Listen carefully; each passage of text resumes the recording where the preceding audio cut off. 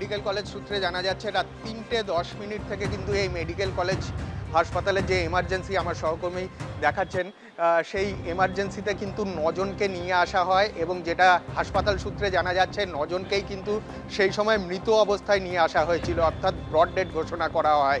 এবং যেটা হাসপাতাল সূত্রে জানা যাচ্ছে সেটা হচ্ছে 9 জনের মধ্যে 6 জন কিন্তু পুরুষ, 2 জন মহিলা এবং 4 বছরের একটি পুরুষ শিশু কিন্তু এই হসপিটালে নিয়ে আসা হয়েছিল মৃত অবস্থায়। এবং যেটা হাসপাতাল সূত্রে প্রাথমিকভাবে জানা যাচ্ছে তাদের শরীরে কিছু পোড়ার চিহ্ন থাকলেও প্রাথমিকভাবে কিন্তু মনে করা হচ্ছে শ্বাসরোধ হয়ে বা দম বন্ধ হয়ে মারা গেছে, কিন্তু কারণ তাদের দেহে কিন্তু বড় কোনো পোড়ার দাগ নেই। প্রাথমিকভাবে কিন্তু যেটা মনে করা হচ্ছে হাসপাতাল সূত্রে যে দম বন্ধ হয়ে শ্বাসরোধ হয়ে মারা গেছে। এবং তোমার মনে আছে 29শে এপ্রিল 2025 ঠিক এই ধরনের ঘটনাই কিন্তু কলকাতার বড়বাজারের ঋতুরাজ হোটেলে মেছুয়া বাজারে ঘটেছিল। সেখানেও কিন্তু শ্বাসরোধ হয়ে 14 জন মারা গেছিলেন হোটেলের যারা আবাসিক তারা, এবং এখানেও কিন্তু সেই একই রকম ঘটনা ঘটেছে বলে অনুমান করা হচ্ছে।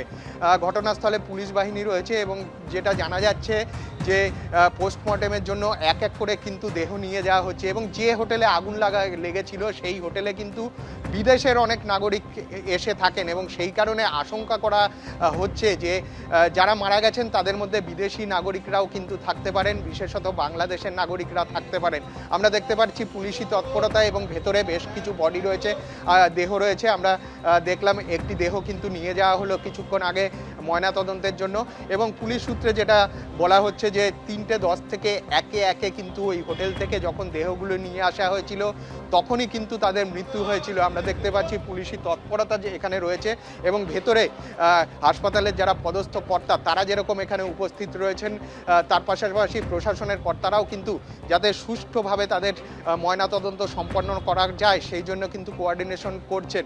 এবং এইখানে হাসপাতাল সূত্রে যেটা জানা যাচ্ছে এখানে কিন্তু অসুস্থ কাউকে নিয়ে যাওয়া হয়নি, তাদের SSKM হাসপাতালে নিয়ে যাওয়া হয়েছে বলে প্রাথমিকভাবে এই হসপিটালে যারা পুলিশ কর্মী এবং হাসপাতাল কর্মীরা রয়েছেন তারা আমাদের প্রাথমিকভাবে জানিয়েছেন। এবং তারা যেটা বলছেন যে প্রাথমিকভাবে অন্তত চিকিৎসকরা যে দেহগুলো নিয়ে আসা হয়েছে সেই দেহগুলো দেখে চিকিৎসকদের প্রাথমিকভাবে মনে হয়েছে যে অগ্নিকাণ্ডের ফলে মৃত্যু হয়েছে শ্বাসরোধ হয়ে, কারণ আগুনে পুড়ে কিন্তু তাদের মৃত্যু হয়েছে এরকম চিহ্ন কিন্তু তারা প্রাথমিকভাবে পায়নি। তবে সম্পূর্ণভাবে ময়না তদন্ত করলে কিন্তু পুরো বিষয়টা পরিষ্কার হবে। এবং সেক্ষেত্রেই কিন্তু চলে আসছে গত বছর এপ্রিল মাসে মেছুয়া ফলবাজারের কাছে 6তলা যে হোটেলে আগুন লেগেছিল এবং সেখানে 14 জন হোটেলের আবাসিকের মৃত্যু হয়েছিল এবং সেক্ষেত্রেও কিন্তু অধিকাংশ আবাসিকের শ্বাসরোধ হয়ে মৃত্যু হয়েছিল।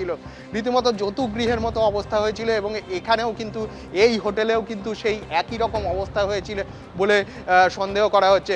এবং সেই সময় একই রকমভাবে রাজ্য প্রশাসন কিন্তু বিভিন্ন হোটেলে ফায়ার অডিট করিয়েছিল এবং তারপরেও কি করে এই ধরনের ঘটনা ঘটলো সেই প্রশ্নই কিন্তু উঠছে। এবিপি আনন্দ এগিয়ে থাকে, এগিয়ে রাখে।